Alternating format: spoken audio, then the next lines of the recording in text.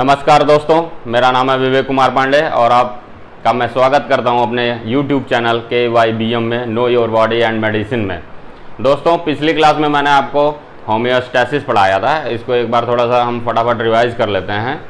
Homeostasis मैंने आपको बताया था कि होम्योस्टैसिस क्या होता है, is the condition of equilibrium in the internal environment due to ceaseless interplay of the different body regulatory processes. ठीक है, फिर हमने बताया था ये होम्योस्टैसिस आप हिंदी में थोड़ा सा समझेंगे कि हमारा जो इंटरनल इन्वायरमेंट होते हैं उनके डिफरेंट जो कंडीशंस होते हैं, सच एज आपका बॉडी टेम्परेचर हो गया, ब्लड प्रेशर हो गया, ब्लड ग्लूकोज लेवल होते हैं, इन सभी को इक्विलिब्रियम स्टेट में बनाए रखने के लिए ये होम्योस्टैसिस आता है। ठीक है, ये हमेशा आपके एक्सटर्नल इन्वायरमेंट या इंटरनल इन्वायरमेंट या कुछ साइकोलॉजिकल फैक्टर्स होते हैं, जैसे स्ट्रेस हो गया, काम का स्ट्रेस, इसकी वजह से आपका ये डिस्टर्ब होता रहता है। तो हमारी कोशिकाओं से लेकर के हमारा जो ऑर्गन सिस्टम होता है ये इस होम्योस्टैसिस को मेंटेन करने में भाग लेता है। लेकिन मुख्य रूप से हमने आपको बताया था कि दो सिस्टम होते हैं, एक तो नर्वस सिस्टम और दूसरा एंडोक्राइन सिस्टम होता है, जो कि इस होम्योस्टैसिस को मेंटेन करता है। अब इसी कड़ी में हम होम्योस्टैसिस में आपको बताया था कि इस होम्योस्टैसिस को मेंटेन करने में हमारा पूरा एक फीडबैक सिस्टम काम करता है। तो आज मैं आपको पढ़ाऊंगा फीडबैक सिस्टम के बारे में।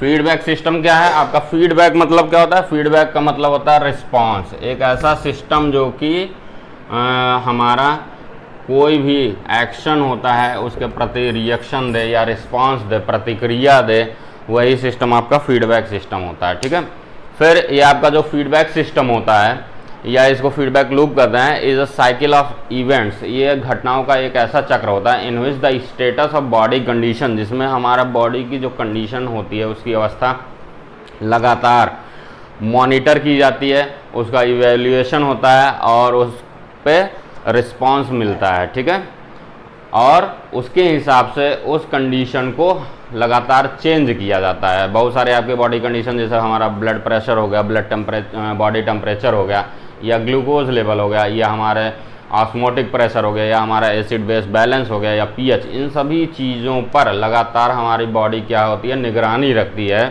और उसमें कोई भी जो चेंजेस होते हैं उसको लगातार इवेल्युएट किया जाता है और उसको मॉनिटर किया जाता है और जो आवश्यकता पड़ने पर उसको चेंज किया जाता है। ठीक है, तो ये आपका फीडबैक सिस्टम होता है। एंड द मॉनिटर्ड वेरिएबल्स जो होते हैं, मॉनिटर्ड वेरिएबल्स क्या होते हैं? मॉनिटर्ड जो वेरिएबल्स अभी जो मैंने नाम बताया वो सब monitored variables such as body temperature, blood pressure या आपका ब्लड ग्लूकोज लेवल है, इनको एक नाम दिया गया है। These variables are called as controlled conditions. इनको हम कंट्रोल्ड कंडीशन कहते हैं। फॉर एग्जांपल हमारा बॉडी का टेम्परेचर हो गया, या बॉडी प्रेशर हो गया बीपी, या blood glucose level,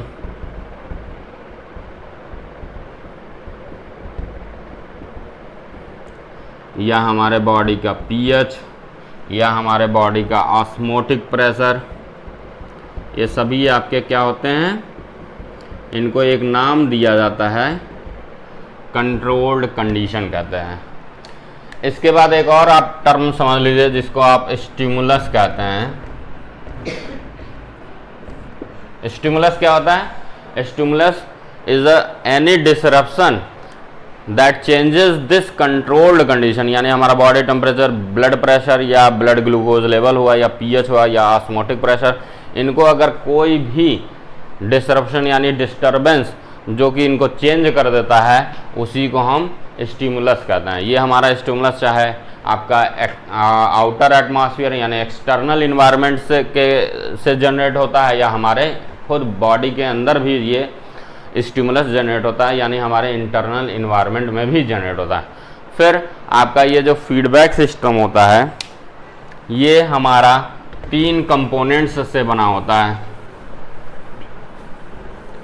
feedback system हमारा 3 कंपोनेंट से बना होता है। पहला होता है आपका रिसेप्टर, दूसरा होता है कंट्रोल सेंटर, और तीसरा होता है आपका इफेक्टर। ठीक है, ये हमारा फीडबैक सिस्टम 3 कंपोनेंट्स से बना होता है पूरा सिस्टम। एक होता है रिसेप्टर, एक होता है कंट्रोल सेंटर, और तीसरा होता है आपका इफेक्टर। यही तीनों मिलकर के ये आपका फीडबैक सिस्टम बनाते हैं। अब रिसेप्टर क्या होता है? रिसेप्टर नाम से ही आपको पता चल रहा है, रिसेप्टर मतलब जो क्या करता है, रिसीव करे, जो रिसीव करे। क्या रिसीव करे? स्टिमुलस को रिसीव करता है। ठीक है, इसलिए इसको रिसेप्टर कहता है। कंट्रोल सेंटर नाम से ही पता चल रहा है, जो कि कंट्रोल करे, जो कि कंट्रोल करता है।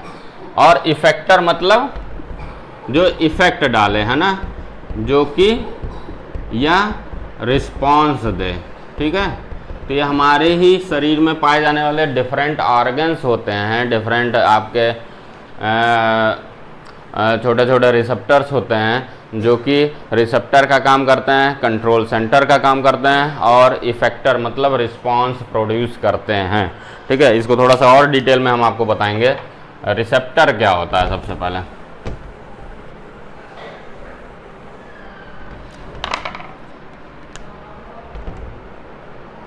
रिसेप्टर आपके जो होते हैं,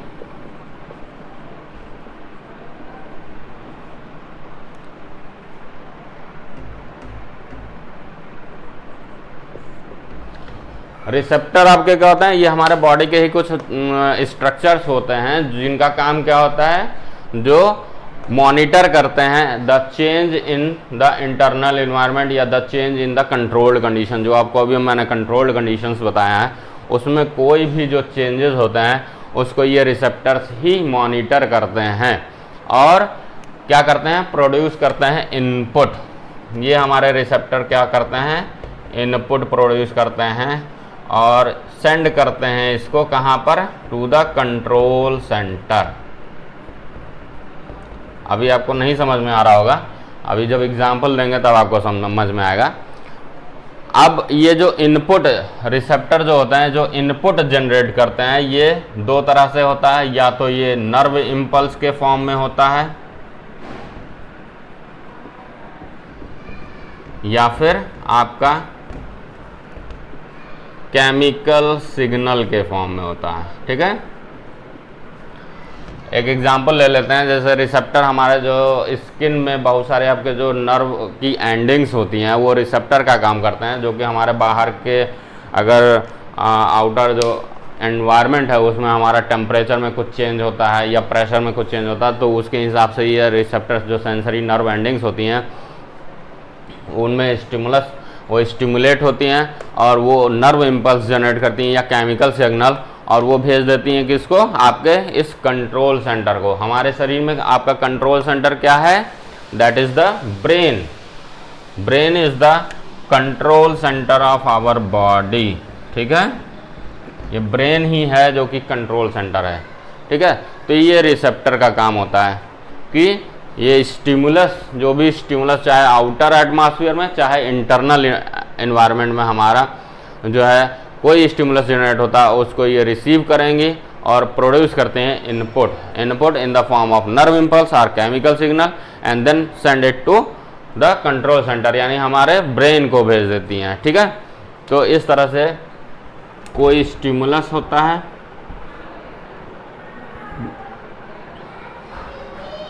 ये स्टिमुलस को रिसीव कौन करता है, आपका रिसेप्टर। रिसेप्टर रिसीव करता है और जनरेट करता है एक इनपुट, किस फॉर्म में, इन द फॉर्म ऑफ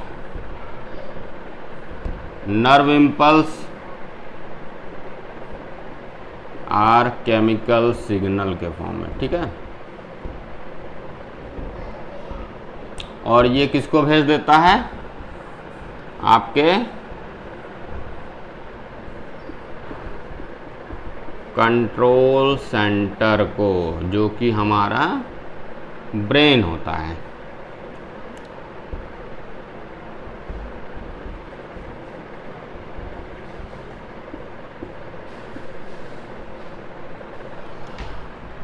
इस तरह से कोई स्टिमुलस जो कोई रिसेप्टर रिसीव करता है और ये आपका प्रोड्यूस करता है इनपुट, ये इनपुट फिर चला जाता है किसको, कंट्रोल सेंटर। अब कंट्रोल सेंटर हमारा ब्रेन का क्या काम होता है, ब्रेन सबसे पहले तो जो भी आपकी जो कंट्रोल्ड कंडीशंस मैंने आपके बताया, जैसे बीपी हो गया या ब्लड शुगर हो गया या आपका बॉडी का टेम्परेचर होगा, उनके लिमिट रेंज जो है वो सेट करने का काम ब्रेन का होता है। जैसे मैंने आपको बताया था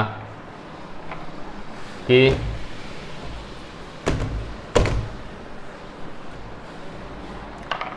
जो है हमारा ब्लड ग्लूकोज लेवल मैंने आपको बताया था,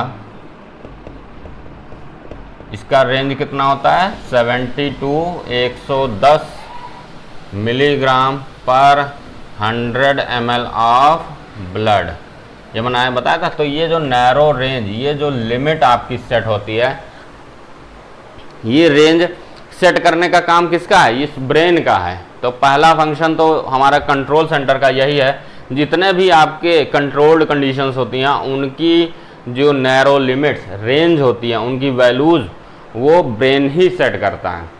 फिर दूसरा क्या काम करता है, जब रिसेप्टर आपका ये input in the form of nerve impulse या केमिकल सिग्नल इसको देता है, तो ये उसको क्या करता है, इवैल्यूएट करता है ना, क्योंकि इस पूरे फीडबैक सिस्टम में मॉनिटरिंग होता है, इवैल्यूएशन होता है और चेंज जो भी चेंजेस होते हैं चेंज होता है, फिर उसका मॉनिटरिंग होती है एंड री इवैल्यूएशन होता है। ठीक है, कि वो चीज़ जो इतनी चेंज करने के लिए कहा था उतना हुआ या नहीं, है ना।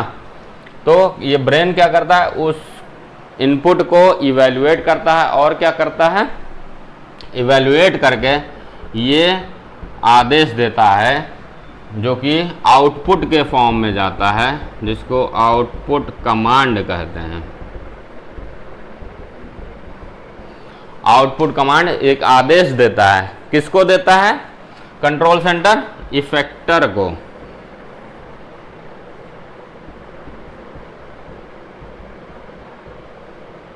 इफेक्टर वे हमारे बॉडी के टिश्यूज या ऑर्गन, जितने भी हमारे बॉडी में टिश्यूज या ऑर्गन होते हैं, ऑल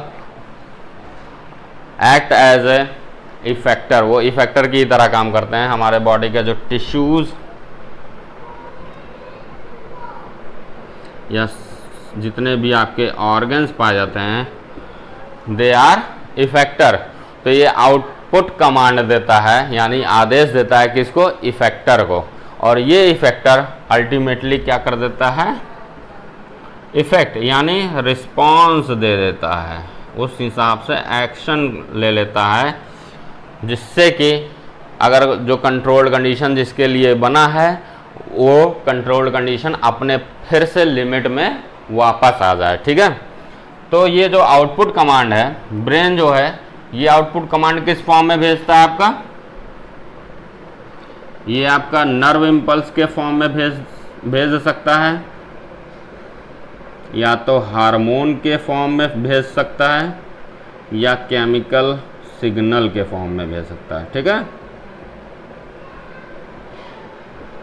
ये जो आउटपुट कमांड यानी जो ब्रेन है आदेश देता है, या तो नर्व इम्पल्स के फॉर्म में, यानी जो आपके नर्वस सिस्टम से जो नर्व इम्पल्सेस चलती हैं उस फॉर्म में भेज सकता है, या हार्मोन कोई किसी एंडोक्राइन सिस्टम को, एंडोक्राइन ग्लैंड को आदेश दे सकता है कि वहाँ से हार्मोन रिलीज करे, या फिर कोई केमिकल सिग्नल के फॉर्म में ये आदेश देता है, जो कि जब पहुँचता है हमारे इफेक्टर ऑर्गन पे, यानी हमारे कोई ऑर्गन या टिश्यूज़ पे पहुँचता है, तो ये इफेक्टर हमारा क्या देता है, रिस्पॉन्स देता है। तो यही पूरा जो रिसेप्टर, कंट्रोल सेंटर, इफेक्टर, ये रिसेप्टर और जो इफेक्टर हैं ये कंट्रोल सेंटर के साथ कम्युनिकेट करके हमारे बॉडीज़ के इंटरनल इन्वायरमेंट या बॉडीज़ के जो कंट्रोल्ड कंडीशंस होती हैं उनको रेगुलेट करती हैं। इसी को हम फीडबैक सिस्टम कहते हैं। अब इसका एक एग्जांपल ले लेते हैं। जैसे अभी बारिश का सीज़न हो रहा है, बारिश का सीज़न आ रहा है, बारिश के बाद आपका जब ठंडक आएगा तो क्या होगा, हमारा जो आउटर एटमॉस्फेयर होता है काफ़ी ठंडा लगता है ना, ठंडा हो जाता है, पता चला टेम्परेचर आपका 2 डिग्री 1 डिग्री 0 डिग्री तक पहुंच जाता है। उस समय क्या होता है, हम कांपने लगते हैं, ठंड के मारे कांपते हैं। तो ये जो शिवरिंग, कांपना जो होता है, ये भी हमारा एक फीडबैक सिस्टम के ही थ्रू होता है। कैसे, वो देखिए, जब हमारा आउटर एटमॉस्फेयर में जो टेम्परेचर मान लीजिए 2 डिग्री या 0 डिग्री आपका मान लीजिए हो जाता है, वही क्या करता है, स्टिमुलस का काम करता है। जो हमारे नर्व एंडिंग्स होती हैं, वो क्या होती हैं, इस टेम्परेचर को मापती हैं, देखती हैं बहुत टेम्परेचर डाउन है, और हमारे जब बाहर का टेम्परेचर डाउन होता है तो हमारे बॉडी का जो है टेम्परेचर भी डाउन होता है, जिसको ये नर्व एंडिंग्स माप लेती हैं। ये रिसेप्टर्स होती हैं और तुरंत ये एक नर्व इम्पल्स भेजती हैं हमारे ब्रेन को, हमारे ब्रेन को भेजती हैं। ये मॉनिटर करता है, ये इवेल्युएट करता है, इस नर्व एंडिंग से जो इनपुट मिला है उसको इवेल्युएट करता है। तो ये ब्रेन क्या करता है, उस इनपुट को इवेल्युएट करता है। इवेल्युएट करता है, जैसे हमारा बॉडी टेम्परेचर जो होता है, नॉर्मली हम आपको बता दे रहे हैं, हमारा बॉडी टेम्परेचर कितना होता है, अगर स्टैंडर्ड वैल्यू देखा जाए तो 98.6 डिग्री फ़ारेनहाइट या इसी को 37 डिग्री सेल्सियस कहते हैं, ठीक है। ये एक स्टैंडर्ड है। लेकिन अगर रेंज देखा जाए कि हमारा बॉडी का टेम्परेचर जो है किस रेंज में होता है, तो वो होता है 97 से 99 डिग्री फ़ारेनहाइट होता है, ठीक है। तो ये रेंज कौन सेट करता है, ब्रेन करता है। अब जब हमारे आउटर एटमॉस्फेयर का टेम्परेचर बहुत डाउन होता है, तो उसकी वजह से हमारे बॉडी का भी टेम्परेचर डाउन होता है, जो कि एक स्टिमुलस क्रिएट करता है, और उस स्टिमुलस को ये नर्व एंडिंग्स तुरंत मॉनिटर करती हैं और जनरेट करती हैं एक इनपुट जनरेट करती हैं, जो कि तुरंत ब्रेन के पास जाता है। अब ब्रेन देखता है कि हमारे बॉडी का टेम्परेचर बहुत कम हो गया है, 97 से बिलो चला गया है, 97 से बिलो गया, ये तुरंत एक कमांड देता है, एक आदेश देता है, आउटपुट कमांड देता है। किसको देता है, इफेक्टर को। यहाँ पर इफेक्टर कौन होता है, हमारी जो स्केलेटल मसल्स होती हैं, हमारी जो जब हम पढ़ाएंगे मसल्स तो वहाँ पर बताएंगे कि बहुत तरह की मसल्स होती हैं। उसमें एक स्केलेटल मसल्स होती हैं। स्केलेटल मतलब हमारे जो वे मसल्स होती हैं जो कि हमारे बोन्स यानी हड्डियों से जुड़ी हुई होती हैं, उन्हीं को स्केलेटल मसल्स कहा जाता है। तो इनको तुरंत आदेश देता है ब्रेन क्या करने के लिए, रैपिड कॉन्ट्रैक्शन एंड रिलैक्सेशन, जिसकी वजह से ये रिस्पॉन्स क्या आता है, शिवरिंग। हम कांपने लगते हैं, तो हमें लगता है हम कांप रहे हैं ठंडी की वजह से, लेकिन एक्चुअली होता क्या है, ये जो आदेश देता है स्केलेटल मसल्स को, ये स्केलेटल मसल्स तुरंत उसकी वजह से इसमें रैपिड, बहुत तेज़ी से इसमें कॉन्ट्रैक्शन और रिलैक्सेशन होता है, जो कि इनवॉलंटरी होता है, यानी अनैच्छिक होता है, वो हमारे कंट्रोल में नहीं रहता है। हम कभी अपना जानबूझ के नहीं कांप सकते हैं। क्यों, इसीलिए क्योंकि वो हमारे कंट्रोल में नहीं है। जो वॉलंटरी ऐच्छिक चीज़ें होती हैं, जैसे हम चलते हैं, फिरते हैं, हाथ चलाते हैं, ये सब है ना, वो सब वॉलंटरी हो गया, और जबकि ये शिवरिंग इनवॉलंटरी होता है। ठीक है, तो हम कांपने लगते हैं। अभी इस कांपने से क्या होता है, हमारे बॉडी में हीट जनरेट होती है। हमारे कांपने से क्या होती है, बॉडी में हमारे हीट जनरेट यानी गर्मी पैदा होती है, गर्मी पैदा होती है, और हमारा फिर से बॉडी का टेम्परेचर इसी रेंज यानी 97 से 99 डिग्री फ़ारेनहाइट के बीच में आ जाता है। तो इस तरह से ठंडियों में जो हमें शिवरिंग होती है वो इस तरह से काम करती है, हमारे प्रोटेक्शन का काम करती है। हमारा बॉडी टेम्परेचर जब डाउन होता है तो हम कांपने लगते हैं, और इस तरह से हीट जनरेट होता है, और हमारा बॉडी टेम्परेचर फिर से यानी ये जो कंट्रोल्ड कंडीशन है ये फिर से मेकअप हो जाती है। ठीक है, तो this is about feedback system. इसमें फिर फीडबैक सिस्टम, ये आप चाहें तो इसका एक स्क्रीनशॉट ले लीजिए। ये आपका स्टैंडर्ड, और ये मैंने एक एग्जांपल देकर आपको समझाया है ना।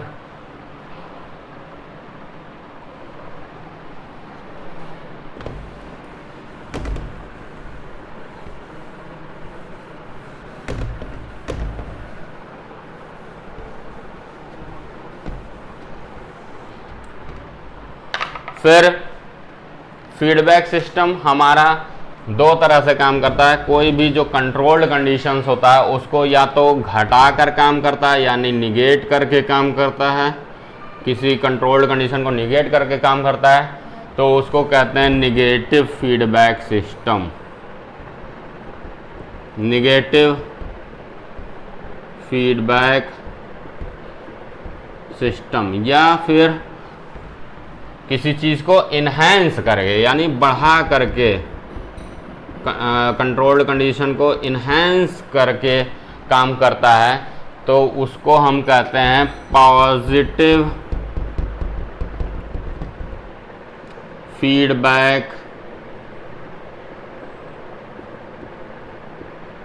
सिस्टम। ठीक है, तो ये फीडबैक सिस्टम आपका दो तरह से काम होता है। एक जो कि निगेट यानी जो आपका कंट्रोल कंडीशन होता है उसको घटाने का काम करता है, तो ये निगेटिव फीडबैक सिस्टम होता है, और अगर बढ़ाता है तो वो पॉजिटिव फीडबैक सिस्टम कहता है। Most of the feedback system हमारे जो बॉडी में होते हैं वो मैक्सिमम जो होते हैं वो निगेटिव फीडबैक सिस्टम के थ्रू ही काम करते हैं। इनके बारे में मैं आपको अगली क्लास में पढ़ाऊँगा। ये थोड़ा सा टफ टॉपिक है, इसको आप थोड़ा आराम से धीमे धीमे पढ़ेंगे तो अच्छे से समझ में आएगा। तो अगली क्लास में मैं आपको निगेटिव फीडबैक और पॉजिटिव फीडबैक सिस्टम के बारे में बताऊंगा। तो दोस्तों, इस तरह से आज की क्लास ख़त्म हुई। आप बताइए आपको कैसा लगा। अच्छा लगा है तो इसको लाइक कीजिए, सब्सक्राइब कीजिए और शेयर करिए, और बेल आइकन ज़रूर दबाइए। नमस्कार, जय हिंद, जय भारत।